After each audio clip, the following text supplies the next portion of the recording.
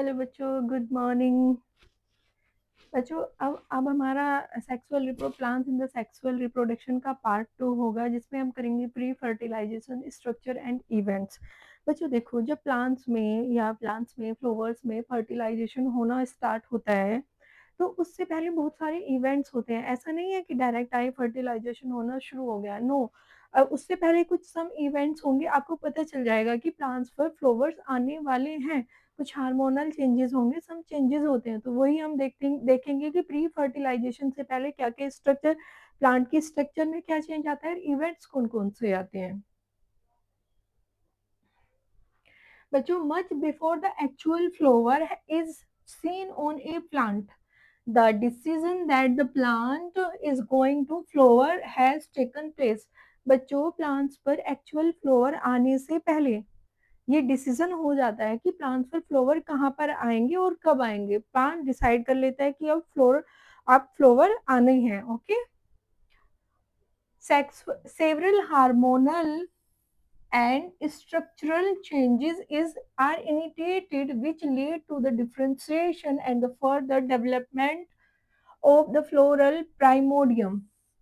बच्चों, प्लांट्स में फ्लावर आने से पहले बहुत सारे हार्मोनल चेंजेस होना शुरू हो जाते हैं, स्ट्रक्चरल चेंजेस होना शुरू हो जाते हैं। जैसे आप देखोगे, कोई भी प्लांट है, स्ट्रक्चरल चेंज ये होगा कि सपोज इट्स अ प्लांट, ये लीव्स हो गई। तो बच्चों देखो, डिफरेंट डिफरेंट प्लांट्स में डिफरेंट डिफरेंट, कहीं पर अगर किसी प्लांट में आप देखोगे तो जो फ्लावर होता है वो शूट पर आता है, टॉप पर आता है। कहीं कहीं प्लांट्स, किसी किसी प्लांट्स में फ्लावर स्टेम पर भी आते हैं। तो अलग अलग तरह के चेंजेस होते हैं। अगर शूट पर फ्लावर आना है तो शूट पर बड का फॉर्मेशन होना शुरू हो जाता है। जब बड का फॉर्मेशन होना स्टार्ट होगा तो बच्चों कुछ हार्मोनल चेंजेस भी होंगे। एक हार्मोन होता है, जैसे ये लीफ हो गई, इसमें बच्चों इसमें फॉर्मेशन होना स्टार्ट हो जाएगा एक हार्मोन का। उस हार्मोन का नाम होता है फ्लोरिजन हार्मोन। Florigen hormone. बच्चों, ये लीफ फ्लोरिजन हार्मोन को बनाना स्टार्ट कर देती है, और ये बनाएगी तो लीफ, बट ये एक्ट करेगा बड पर। ये बड पर एक्ट करेगा। लीफ ने बनाया है इस फ्लोरिजन हार्मोन को, और ये एक्ट करता है बड पर। ओके। Act on bird. तो बच्चों, ये हार्मोन जाकर बर्ड पर एक्ट करते हैं और फ्लावर्स आना स्टार्ट हो जाते हैं। तो सम अगर आप देखोगे तो सम प्लांट्स में फ्लावर्स आने से पहले सम स्ट्रक्चरल चेंजेस होते हैं, तो सम हार्मोनल चेंजेस होते हैं। बच्चों, कुछ हेल्पफुल हार्मोन्स भी होते हैं, लाइक ऑक्सिन, जिब्रेलिन, जो हेल्प करते हैं फ्लावर्स आने में। Okay. In the flower the male and the female reproductive structure, और फ्लावर में male and the female reproductive structure बनना स्टार्ट हो जाता है। फ्लावर आएगा, फ्लावर के आते हैं उसमें male and the female reproductive structure बन। बच्चों देखो, फर्स्टली मैं आपको स्टेप बाय स्टेप बताती हूँ। फर्स्टली, जिस प्लांट पर फ्लावर आने हैं उसमें कुछ स्ट्रक्चरल चेंजेस होंगे एंड सम हार्मोनल चेंजेस होंगे। वो चेंजेस होने के बाद कुछ हार्मोन्स बनेंगे, फिर बर्ड का फॉर्मेशन होगा, प्लांट्स पर बर्ड बनेंगी। ओके, बर्ड बनने के बाद कुछ टाइम में धीरे धीरे फ्लावर्स आएंगे। ओके, फ्लावर अभी इमेच्योर फ्लावर है, पहले वो स्मॉल रहेगा, फिर वो थोड़ा बड़ा होगा, फिर और बड़ा होगा, फिर वो मेच्योर फ्लावर हो जाएगा।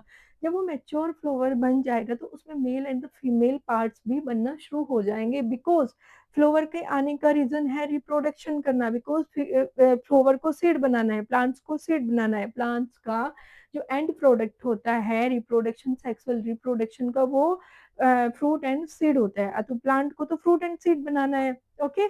तो male and the female parts भी मैच्योर होना शुरू हो जाएंगे। बच्चों देखो, वर्ल्ड में बहुत सारी वेराइटीज हैं। कहीं पर ऐसा होता है कि वन फ्लावर, एक ही फ्लावर में male and the female organ दोनों मिलेंगे। कहीं ऐसा होगा जो फीमेल फ्लावर्स अलग होंगे, मेल फ्लावर्स अलग होंगे, तो डिफरेंट डिफरेंट होता है। ओके। तो बच्चों, मेल पार्ट ऑफ फ्लावर को क्या होता है, देखो बच्चों, in the flower the male and the female reproductive structure, the androecium and the gynoecium differentiate and the develop. Androecium क्या होता है बच्चों, मेल पार्ट ऑफ फ्लावर होते हैं। Androecium is the male part of flowers. Flowers के male part होते हैं। And the gynoecium बच्चों female part of flower, it's a female part of flower. ये फ्लावर के फीमेल पार्ट्स होते हैं।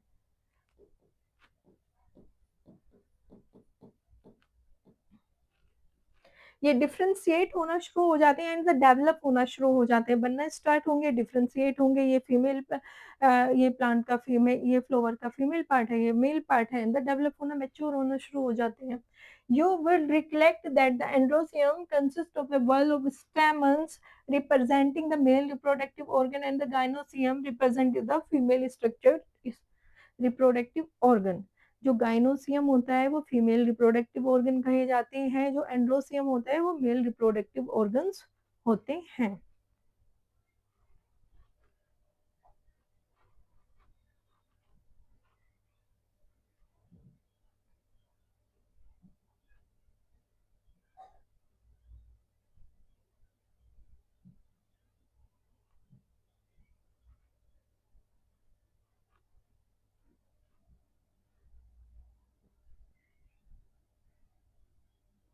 बच्चों यहाँ पर है स्टेमन, microsporangia and the pollen grain.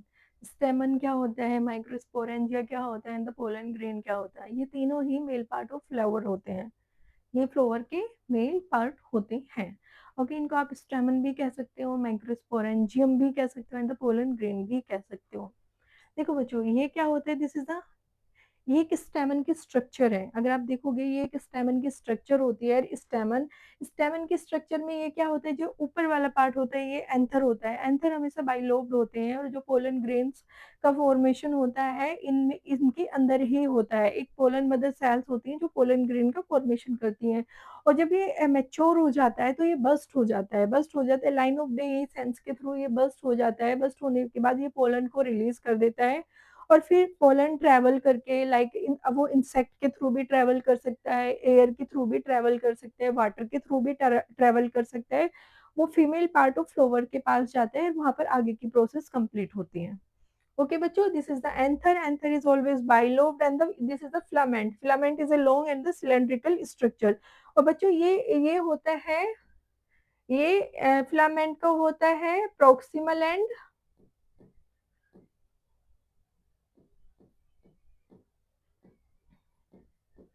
And बच्चों this is the distal end. ये एक प्रोक्सिमल एंड होता है बच्चों, एक डिस्टल एंड होता है। जो अगर आप देखोगे ये एंथर का जो फिलामेंट का डिस्टल एंड होता है, वो प्लांट, वो फ्लावर्स की पेटल्स से भी अटैच हो सकता है, फ्लावर्स के थैलेमस से भी अटैच हो सकता है। तो अगर आप देखोगे तो ये एंथर होता है, ये like this is a flower and this is the anther, और ये आपका एंथर होता है, and this is the filament होता है, और ये अटैच होता है फ्लावर की पेटल से एंड द सेपल से, पेटल से, थैलेमस से। वो डिफरेंट डिफरेंट प्लांट्स में, डिफरेंट डिफरेंट फ्लावर्स में डिफरेंट डिफरेंट होता है। अब बच्चों देखो ये कितना होता है। बच्चों देखो, अगर हम इसको यहाँ से कट करें, ऐसे देखिए, सपोज दिस इज ये, और इसको आप यहाँ से कट करो, तो अंदर कैसी स्ट्रक्चर दिखाई देती है। देखो बच्चों, अंदर ऐसे सेम ये वाली स्ट्रक्चर दिखाई देती है। ये क्या है, ये एंथर है बच्चों। ये कितने लोब है, ये बाई लोब है, वन लोब इधर है, वन लोब इधर है। बच्चों ये क्या होता है, इसके अंदर होती है theca, this is the theca. बच्चों वन लोब में, एंथर के वन लोब में टू थीका होती है, और एंथर हमेशा बाई लोब होता है। तो कितनी थीका होगी, फोर थीका होगी।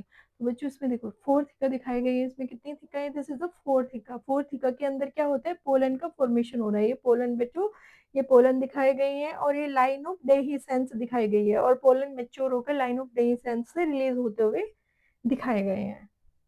This is the line of dehiscence. Okay, यहाँ से बच्चों पोलन रिलीज होते हैं, यहाँ से होते हैं pollen release.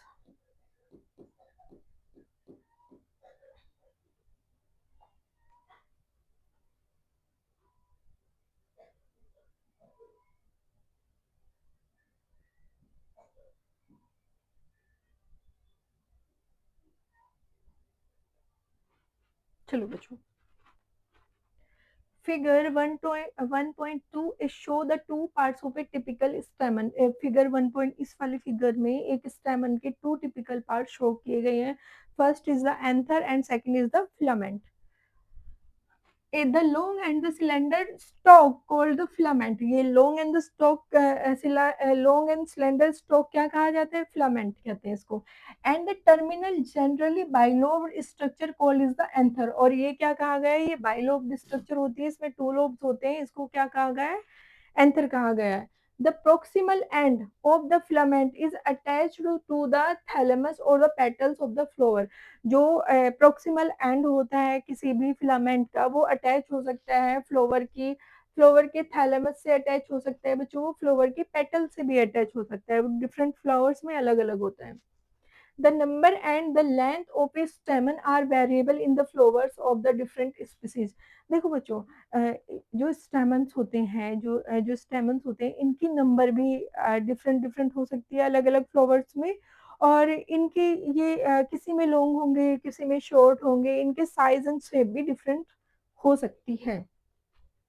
If you were to collect a stamen, अगर आप एक स्टेमन कलेक्ट करते हो, ईच फ्रॉम 10 फ्लावर्स, 10 अलग अलग फ्लावर्स के आपने स्टेमन कलेक्ट किए बच्चों, बट उनकी स्पीसीज अलग होनी चाहिए. ऐसे नहीं कि आपने सेम स्पीसीज के सपोज आपने लिया हिबिस्कस लिया और आपने 10 हिबिस्कस के स्टेमन ले लिए. नो, आपको ऐसा नहीं करना है. आपको करना है 1 हिबिस्कस का स्टेमन लेना है, सेकंड आपको सनफ्लावर का स्टेमन लेना है, थर्ड आपको किसी अदर प्लांट्स के फ्लावर का स्टेमन लेना है. तो 10 डिफरेंट डिफरेंट स्पीसीज के आपको स्टेमन लेने हैं.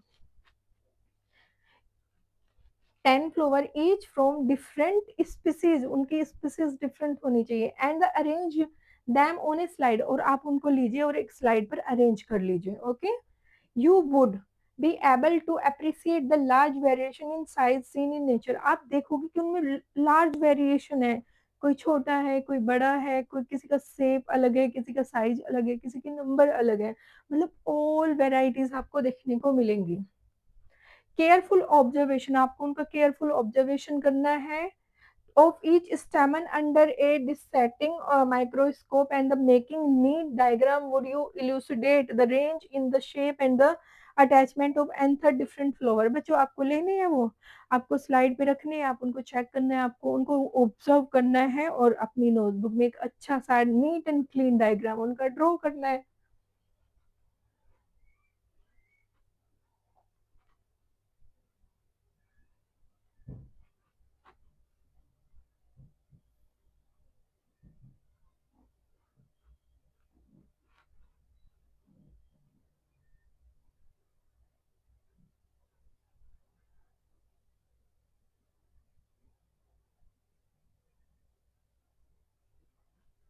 बच्चों, ए टिपिकल एंजियोस्पर्म, अब हम एंजियोस्पर्म क्या होते हैं? फ्लोवरिंग प्लांट्स होते हैं. ए typical angiosperm anther is bilobe. एक टिपिकल एंजियोस्पर्म का जो एंथर होता है वो हमेशा बाइलोब होते हैं, उसमें टू लोब होते हैं, बाइलोब होता है. And the each lobe having two theca, और हर लोब में कितने थीका होते हैं? टू थीका होते हैं. तो टू लोब हो गया तो कितने थीका हो गए? इसे कंप्लीटली 4 थीका हो गए. ओके, देखो बच्चों,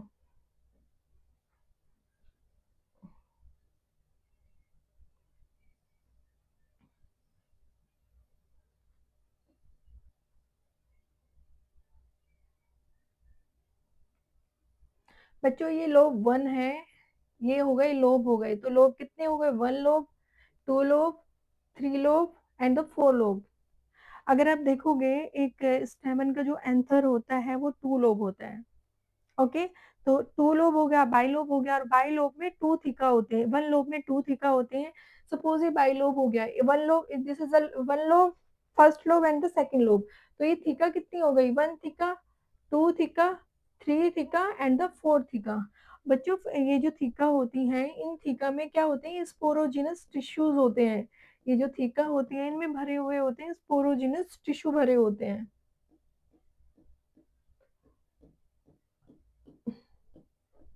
ये क्या है बच्चों? ये स्पोरोजिनस टिश्यू है.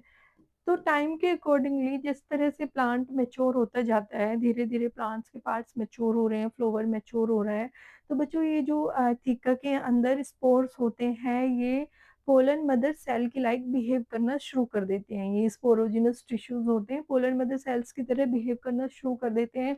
फिर माइटोसिस मियोसिस के होता है, और फिर उसके बाद ये पोलन बन जाता है, एंड द मैच्योर होकर पोलन पूरा एंथर बस्ट हो जाता है और पोलन रिलीज कर देता है। अब ये जो इनके ये होते हैं बच्चों, इनके अंदर ये होता है theca, this is a theca, और थीका में क्या भरा है आपका स्पोरोजिनस टिश्यू।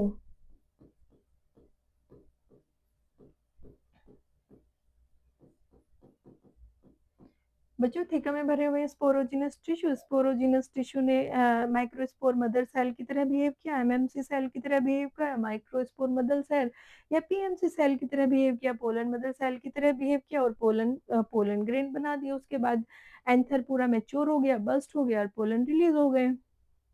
ठीक है, let us understand the various type of tissue. चलो अब हम बहुत तरह के टिश्यूज, वेरियस डिफरेंट टाइप के टिश्यूज के बारे में देखते हैं। And their organisation in the transverse section of anther, और एंथर का हम एक ट्रांसवर्स सेक्शन लेते हैं बच्चों, यही एंथर का ट्रांसवर्स सेक्शन है। Okay, the bilobed nature of an anther is very distinct in the transverse section of the anther. The anther is four sided, anther four sided होता है, टेट्रागोनल होता है बच्चों, ये टेट्रागोनल ही बना है, इसकी फोर साइड है, this is the tetragonal. Okay, structure होती है consisting of the four microsporangia located at the corners, two in each lobe. बच्चों आप इनको थीका भी बोल सकते हो, आप इनको माइक्रोस्पोरेंजिया भी बोल सकते हो, माइक्रोस्पोरेंजिया, और इनके अंदर फॉर्मेशन होता है माइक्रोस्पोर का। ओके, माइक्रोस्पोर का इनके अंदर फॉर्मेशन होता है, आप उनको माइक्रोस्पोर बोल सकते हो, पोलन ग्रेन बोल सकते हो। फर्स्टली आप उसको जो स्पोरोजेनस टिश्यूज होते हैं, एमएमसी सेल्स होती है, माइक्रोस्पोर मदर सेल होती हैं, वो माइक्रोस्पोरस मदर सेल किसके अंदर होती है, माइक्रोस्पोरेंजिया। माइक्रोस्पोरेंजिया क्या होता है, थीका। बच्चों देखो ये बहुत कंफ्यूजिंग है चीजें, आपको थोड़ा सा करना पड़ेगा। देखो जैसे माइक्रोस्पोरेंजिया क्या है, इसको ही आप थीका भी बोलो या माइक्रोस्पोरेंजिया भी बोलो। ओके, ये जो राउंड स्ट्रक्चर है ये माइक्रोस्पोरेंजिया है एंड द थीका है। ओके, और माइक्रोस्पोरेंजिया के अंदर क्या भरे हुए हैं, माइक्रोस्पोर्स भरे हुए हैं। माइक्रोस्पोर बहुत सारी सेल्स होती हैं जो धीरे धीरे माइक्रोस्पोर मदर सेल की like M M C microspore mother cell की लाइक बिहेव करेंगी। आप उनको पीएमसी पोलन मदर सेल्स भी बोल सकते हैं, और धीरे धीरे वो लोग डेवलप होकर फर्टिलाइजेशन करके माइटोसिस मियोसिस करके पोलन ग्रेन बना देती है। पोलन ग्रेन बोलो माइक्रोस्पोर बोलो, दोनों सेम ही होते हैं। Located at the corners each two in each lobe, the microsporangia develop further in the become pollen sac. बच्चों माइक्रोस्पोरेंजिया ही डेवलप होती है और पोलन सैक का फॉर्मेशन करती है। पोलन सैक भी इसी को कुछ टाइम बाद आप माइक्रोस्पोरें थीका ही माइक्रोस्पोरेंजिया होती है। माइक्रोस्पोरेंजिया को ही जब वो थोड़ी मेच्योर हो जाती है उसी को पोलन सैक भी कहते हैं। पोलन सैक के अंदर क्या होते हैं, पोलन होते हैं। They extend longitudinally all through the length of the anther and are packed with the pollen grains. और वो एंथर होते हैं, पोलन ग्रेन उसके अंदर पैक्ड होते हैं। ओके,